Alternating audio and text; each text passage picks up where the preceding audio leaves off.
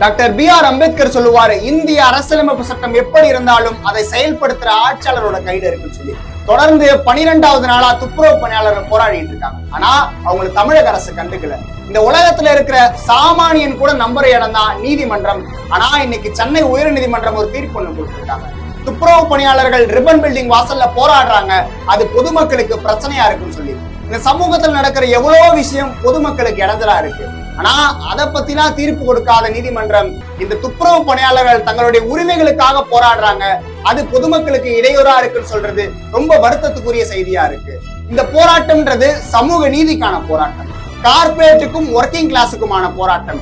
இந்த போராட்டத்தின் முடிவுல துப்புரவு பணியாளர்களுக்கான உரிமைகள் கிடைக்கணும், அவங்களுக்கு பணி நிரந்தரம் கிடைக்கணும். அது கிடைக்கும் வரை போராடிக்கிட்டே இருப்பாங்க, நம்ம எல்லாரும் அவங்க கூட இருப்போம். இந்த போராட்டம் துப்புரவு பணியாளர்களுக்கான போராட்டம்ன்ற எண்ணம் நம்மளுடைய மனசுல இருந்து மாறி இது ஒரு மனித உரிமைக்கான போராட்டம்ன்ற எண்ணத்தை மனசுல வச்சுப்போம்.